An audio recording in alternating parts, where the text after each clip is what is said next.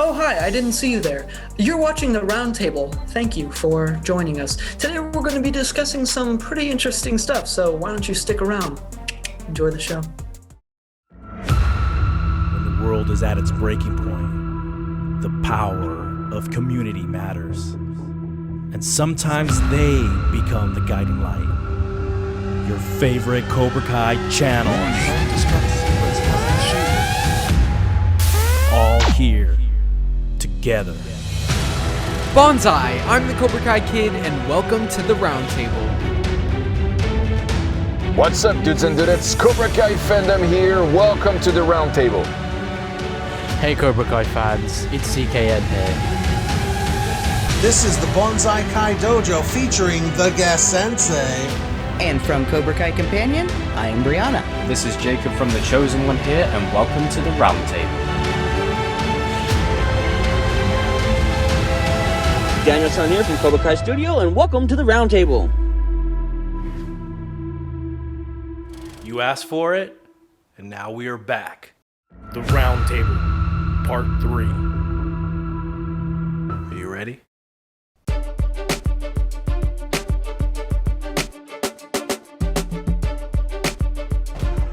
Two dojos are at the center of this controversy.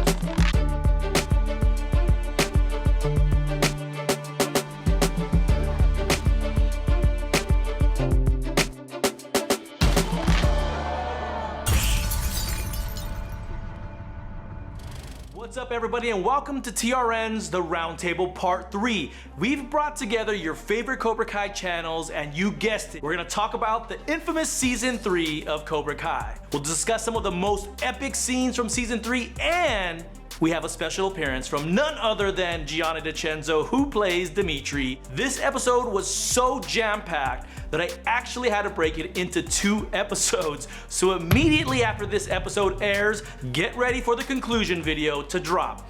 All right, guys, let's get into it. Question number 1, how did you feel seeing Miguel, now awake, and beginning his training with Johnny?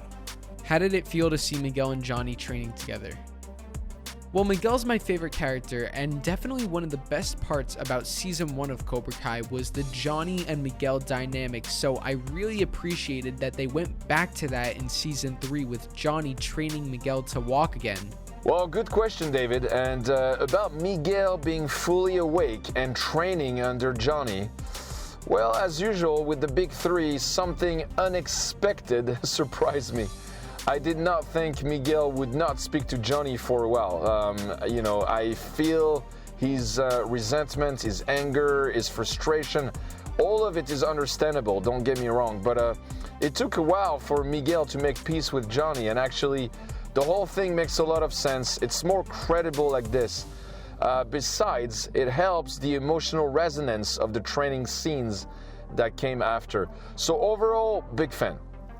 My feelings about Miguel awake were, okay, yes, he's awake. Waited, almost 2 years to see him open those eyes, so that was a relief. And as far as his recovery and Johnny being part of it, I was relieved. I was very scared after Season 2 that Carmen might make good on her threat, to keep Johnny away from Miguel. So to have her allow him in, and then the conflict between Johnny and the physical therapist, the kind of hippie Zen yoga guy, I really liked that interaction. And I was, of course, the big payoff is that Johnny's ridiculous physical therapy methods are the ones that actually get Miguel back up on his feet. So I thought that was, a good payoff. It was very Johnny, it was very Miguel, and I loved to see that exploration of their relationship. Man, I was super excited whenever we got to Season 3 and we got to see Miguel not only awake, but the progression that throughout the season of him going from being awake to starting to get out of the bed to finally starting to tap his foot to now we see him back on his feet, and by the end of the season we see him fighting again. To me, that was just such an epic moment that I felt like was so astonishing, but also very much needed for Season 3. just to put it in short, it was very badass. I mean, I really enjoyed it. I'm sure many of you did. I mean, who wouldn't? I thought that was beyond epic, and I'm so glad we got to see it play out the way it did. So seeing Miguel finally awake and starting to train with Johnny once again was a really heartwarming moment. Of course, it's been really tough on Miguel knowing that he could be paralyzed for the rest of his life, but Johnny is not going to let that happen. And then we see this journey between him and Miguel going through this rehab process, and I love every moment of it. I love the way that they become stronger together, and that you can see that son-father relationship between them. And I love their duo, I love their relationship, and you know, their partnership has only got even stronger this season. And I was so hyped to actually see Miguel back on his feet, and of course seeing Johnny being his motivator, because he is always going to be his teacher. And I absolutely loved it. I was so excited and happy. One of the biggest selling points for me of season 3's trailer was the bond between Johnny and Miguel resurgence. And it's not that it had ever disappeared, it's just that I feel like the biggest theme of season 1, or the biggest kind of plot thing of season 1, was Miguel and Johnny's bond. Johnny taking Miguel under his wing and making him his star pupil, and there was no better person to bring Miguel back to the full stretch than Johnny. And the moment when Miguel starts walking again, or is standing on his own, after he says to Johnny in a nice little spin, "Quiet!" Which was brilliant, just having Miguel flip it on him. He flipped the script, so to speak. It was nice just to have them two together throughout this season, just working together and solidifying the bond. And I did like that when Miguel woke up, he said, "Look, I did what you told me. You know, how did this happen?" And he's sort of not resenting Johnny, but he tells him to get out of here. I thought that was very realistic, but the loyalty shined through, and Miguel and Johnny are as strong as ever, if not stronger. Father and son vibes right there. The most powerful moment when Miguel wakes up is when Johnny comes to visit him, and Miguel's upset and says, "How could this happen to me?" And for the first time, we get to see the true vulnerability with Johnny as he responds, "I don't know."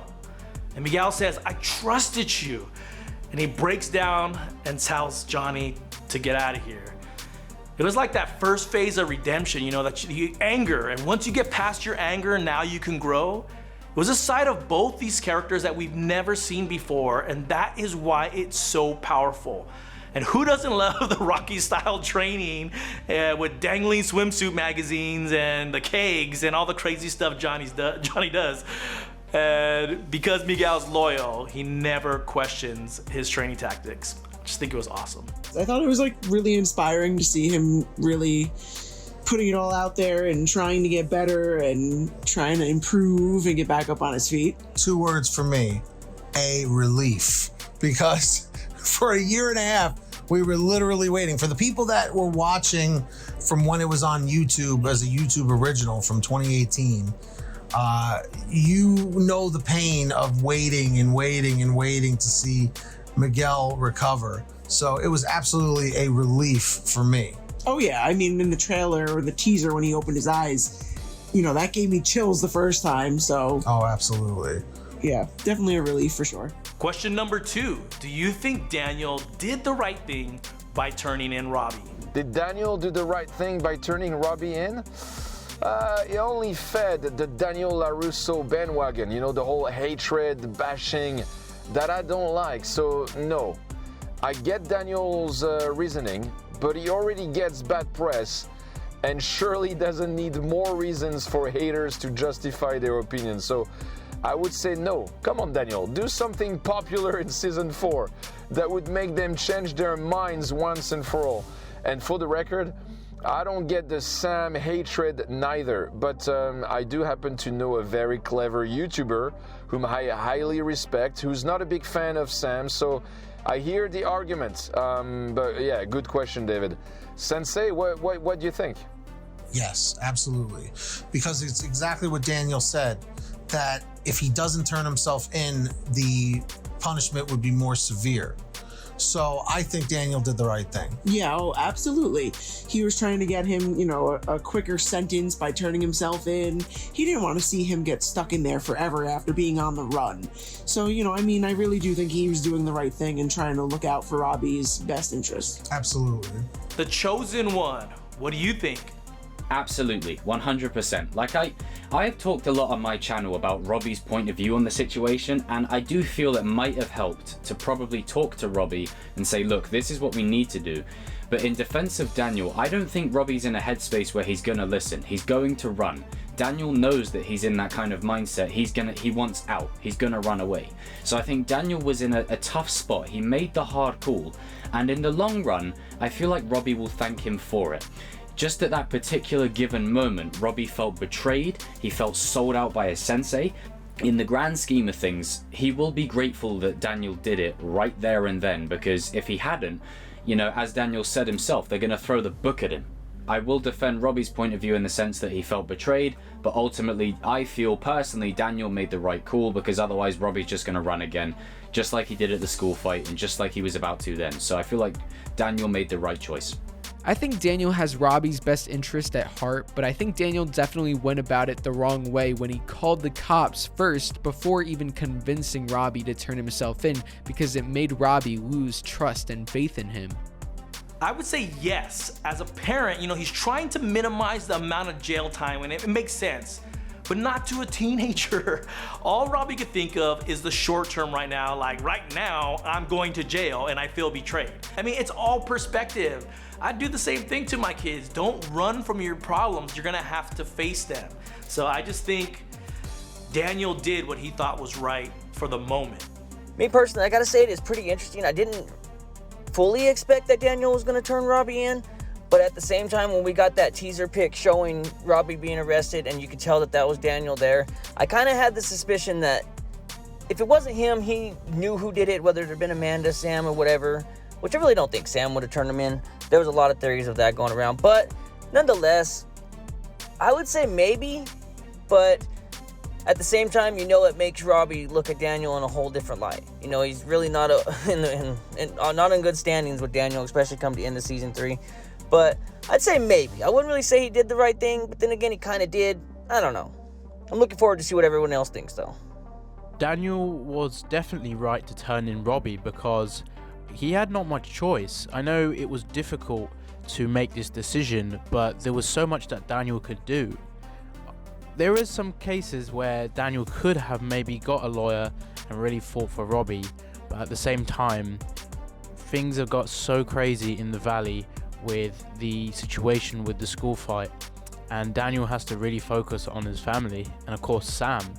But unfortunately, I think for Robbie's case, Robbie had to go to the juvenile detention because, like Daniel said, it was the right thing to do, and he could have got him out early and there would have been less punishment for him. But of course, Robbie really feels betrayed because Daniel gave him up, and it almost said to Robbie that, he's not fighting for me, just like my own father did. And of course, he thought Daniel was different. So this really hurt Robbie, but I think Daniel had to do what was right.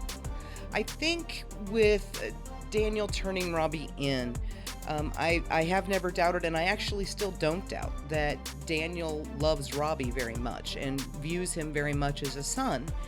And something that a lot of parents of teenage boys can struggle with sometimes is ways to get their children to take accountability for their own actions. And Robbie was so scared that he absolutely did not want to. He was running away.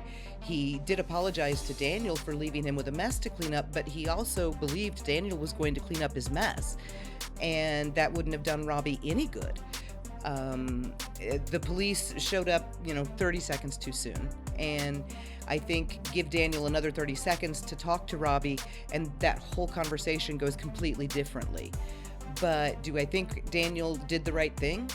Yes, I do, because he was trying to teach Robbie a very important lesson, which is, when you screw up, you have to accept the consequences of it. You cannot run from it. Now, what did you think about Kreese's backstory? I was very intrigued by the Kreese backstory moments. I love seeing a younger version of the character, and of course when we were seeing the story with Terry Silver as well, and not realizing that he was Twig, because we had so much misdirect with that. But overall, I love the Kreese backstory. We really got an insight to Kreese that we hadn't before, and we remember knowing him as such a big villain in the original film of Karate Kid, and I just love seeing this spin on the character and understanding why he became with this strict moral principle of showing no mercy, striking first and striking hard, and we completely understand it. And that climactic final battle was insane with the backstory, and you can see how it really hurt him with what happened, and there is some understanding to what happened with him and how he became the man he is today. I thought that Kreese's backstory, first of all, was fascinating. I thought that seeing him in the role of the Daniel character, to take it back to the Karate Kid, where he was the bullied child who had to fight to, prove himself and defend himself, the way that Daniel did. I think that might play into part of why Kreese hates Daniel as much as he does. I think maybe he sees a lot of himself in Daniel, or what he was in Daniel. I know that they, the big three had said that Kreese had a tragic life story, and he absolutely did. His mother committed suicide. He was orphaned as a teenager. His girlfriend died in this horrible wreck. And then, everything that happened to him in Vietnam, and it was horrendous what he went through. But at the end, we saw him make the conscious decision to be a murderer and a war criminal. So I think that the backstory explains why he is who he is, but I don't think it absolves him of anything, because when it came right down to it, he had a choice to do the right thing and save his captain, and instead he murdered him. So I see absolutely zero redemption in that backstory, but I still find it fascinating. I have to say, seeing Kreese's backstory this season brought to light why Kreese is the way he is. And I know to some people, they might still not like Kreese, but at the same time, I know they appreciated getting to understand why he is the way he is, And I felt they did a good job at that. I think the way they explained his backstory fully explains why Kreese is the way he is, and kind of gives us a better insight of his character. So I kind of hope we get some backstories from some different characters that we didn't fully get backstories with, because I think there's some other characters that we could use some backstories from. But nonetheless, I'm very excited we got a backstory from Kreese. The way they did it, I think, was pretty damn badass. So I really enjoyed Kreese's backstories, young Kreese, and seeing all this Vietnam stuff. I thought it was really, really interesting and gave us some insight to his character. But I only had one issue with it. Was it really necessary for the season? Now hear me out. Each one of the characters in season 3 had a payout for their journey. Daniel learning from Chosen, Dimitri and Hawk redemption, Sam finding courage. But with Kreese, I asked myself, if this backstory didn't exist in the season, would it have changed anything? And my impression is no, it wouldn't. We knew that he was a bad dude. From Karate Kid 1, we've known, and then in season 2 of Cobra Kai, we know he is a tough dude. My thing is, I really wish that we could have expanded that into season 4 versus cramming it into season 3. So yes, I loved it, but I was kind of like, did it really have to happen in season 3 just so that we had that one scene at the end with him picking up the phone call and calling one of his war buddies?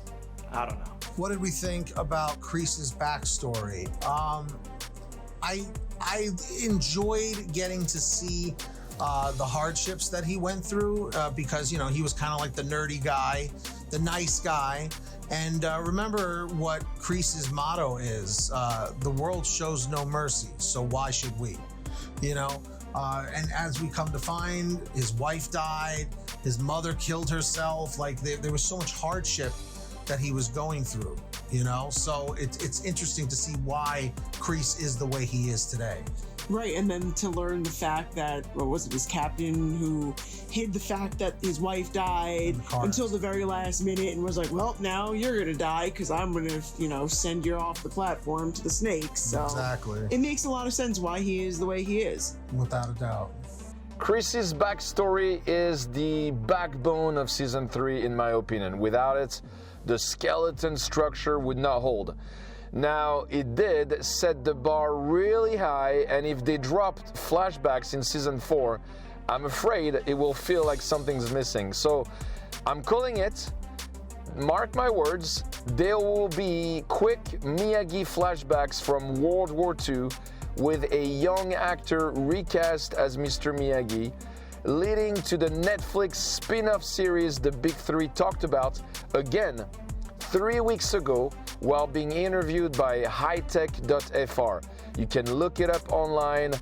Yes, it's an interview by a French magazine, so there's a translation into English, I believe, but the interview's in French.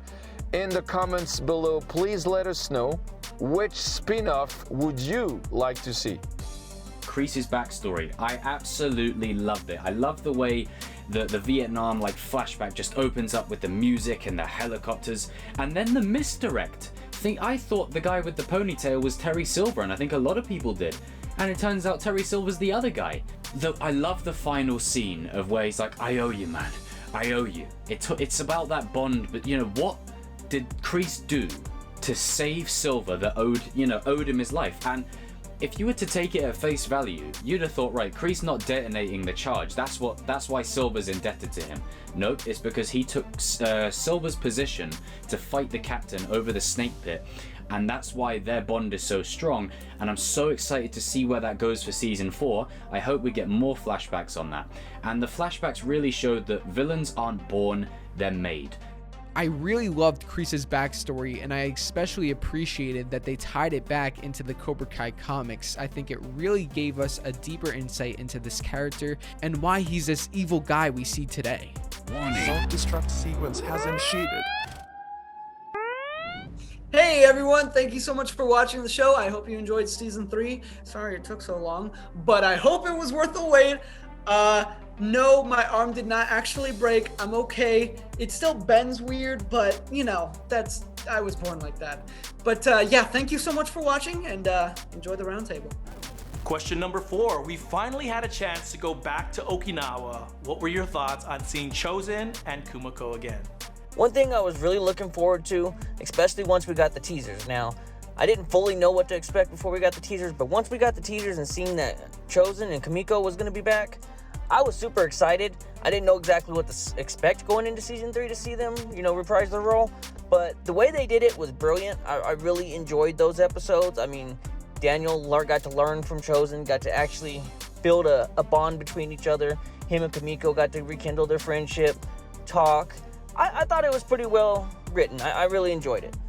I was so pumped because I knew we had called it from a while back. If he was going to Okinawa, he was going to see those two. So we knew it was coming, and it was just great. It was exciting. It was like a blast from the past, literally. And Kumiko still looks great. She still sounds great, and she's such a huge help in him finding balance. Oh, the scene with the Miyagi letters is like that. That's so beautiful. That's like one of my all-time favorite scenes of the entire season. Absolutely. And Chosen, playing him, pretending he's mad at him, and then he ends up teaching him a whole bunch of great stuff. Right. So totally excited. Loved it. Yeah, I loved every second of the Okinawa stuff. Absolutely, without a doubt. For me personally, I thought it was amazing to see both these characters, and just as I expected, Kumiko sharing a connection, sharing a bond with Daniel, and helping him find something that he was looking for that's what I would expect from the character. Now Chosen, I love. Not only did he get to beat up Daniel, which I thought was amazing. Hold your hate. I know you guys, I'm not a Daniel hater. I'm just saying it was cool getting him in and starting to spar with him and teaching him something, and more than just some techniques, he's kind of teaching him a lesson. But that final scene where he does the honk, ooh, I loved it. Especially when he makes fun of Daniel. Oh, look at your face. Awesome. That was classic. I loved it. When I saw Komiko for the first time, I got very emotional, especially when they cut to the flashbacks of Karate Kid Part 2. I really enjoyed how they tied those scenes to Cobra Kai Season 3, and seeing Chosen was epic. He was definitely one of the highlights of this season, and that honk was the funniest thing by far. I thought it was amazing. I thought it was an absolutely brilliant way of keeping organic and true to the characters. It was done in a way that felt serviceable, and I'm glad that they did them separately. So you had an episode with Kumiko, and then you had an episode with Chosen, and as soon as Daniel sees Kumiko, Kumiko sees Daniel, and the montage plays, I got choked up a little bit. I was like, young love, and just flashbacks to Karate Kid 2 and the bond that them two had, and then Daniel sort of confiding in Kumiko, and Kumiko just coming through. Major shout out to Kumiko, and Chosen as well. Shout out to Kumiko for helping Daniel by reading the letter that Miyagi sent, and just helping Daniel find his balance again, and just being right there, and then reuniting him with the girl he saved from the typhoon by putting Good out. Good will come back to you. She was the MVP this season. And then Chosen teaching Daniel the pressure points, and the full reversal of him going honk was priceless. It was amazing. And please, can we get an episode next season? Chosen comes to America. Please. I need Chosen to be in America with Daniel and Johnny just for a couple of episodes. It would be amazing. The story, the history, it was amazing. I loved it. Cobra Kai companions, Brianna, any thoughts? Was thrilled they were there. Ever since we had heard that Daniel was going back to Okinawa, Peter and I both had said, that it would make no sense for Chosen and Kamiko not to be there.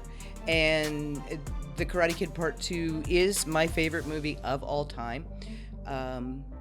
With the exception of Amanda, Kumiko was my favorite love interest for Daniel.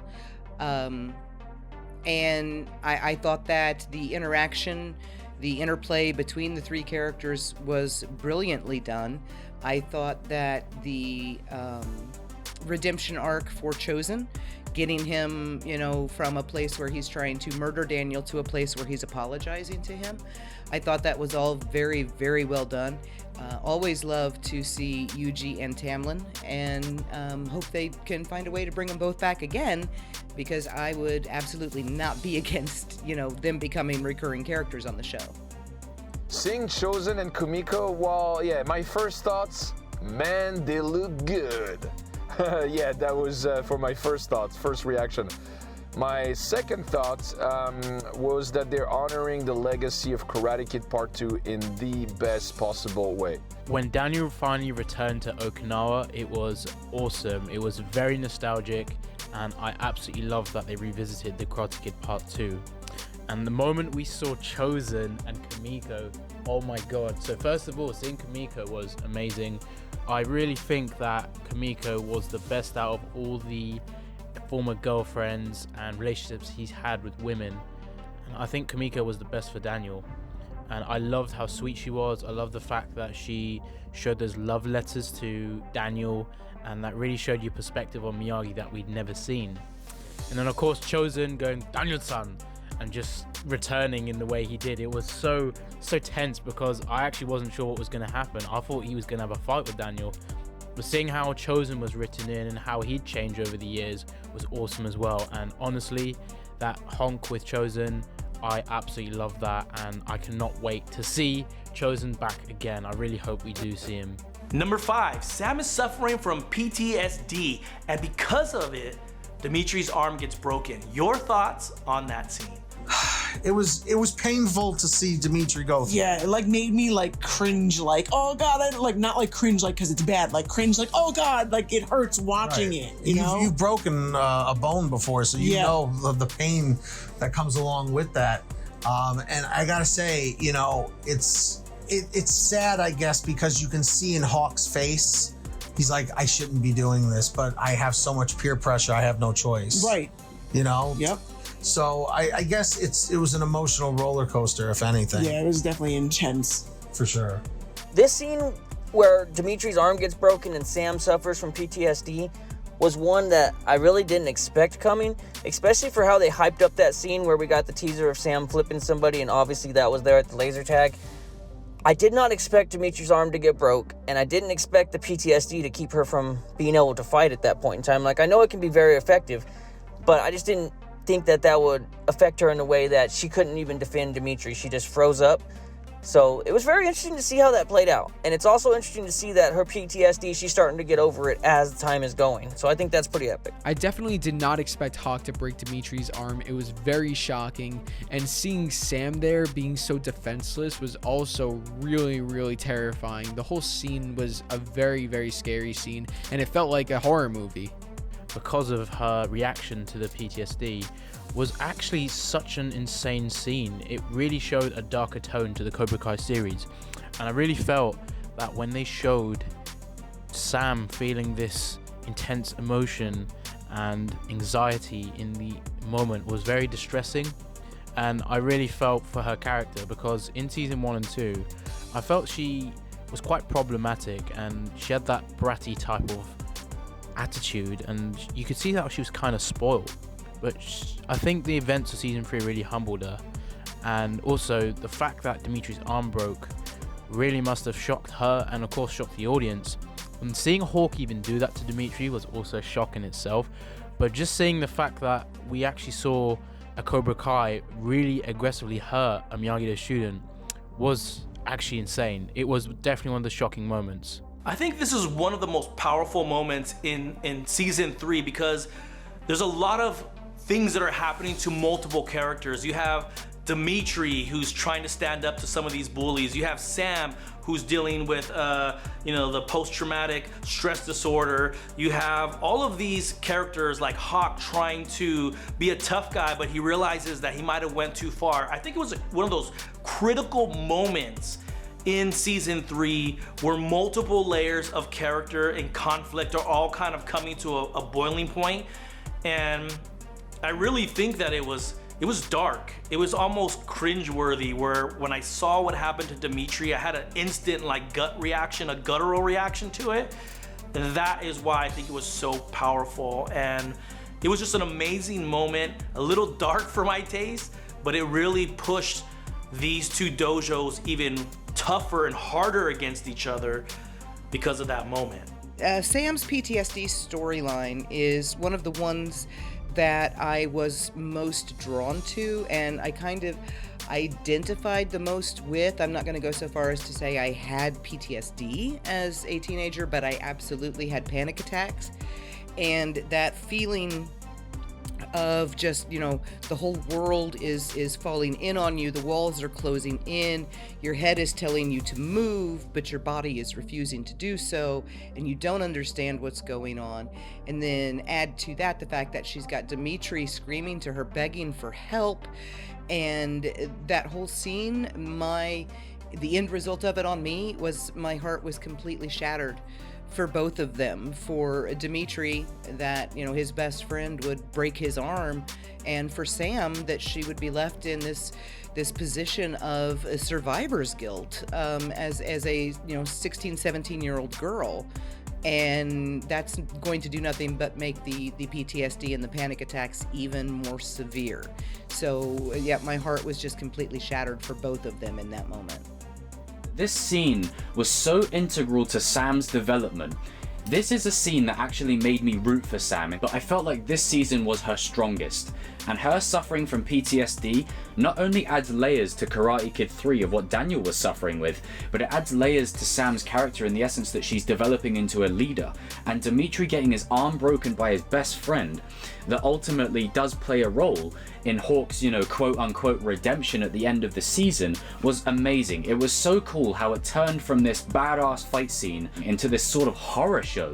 Everything about this scene was perfect, and it's one of them kind of scenes where it's not just the development of one character, it's the development of multiple, it's the development of Tori, it's the development of Dimitri, it's the development of Sam, Hawk, all of them. It was amazingly done. Dimitri's broken arm at the laser quest.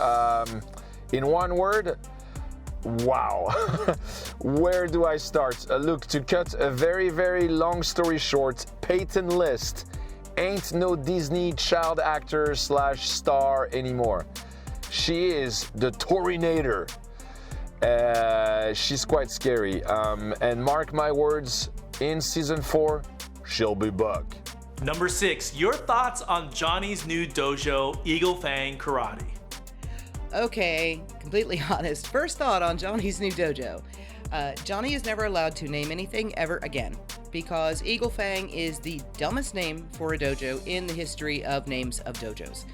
Eagles don't have fangs. It's just ridiculous. But it is very much Johnny.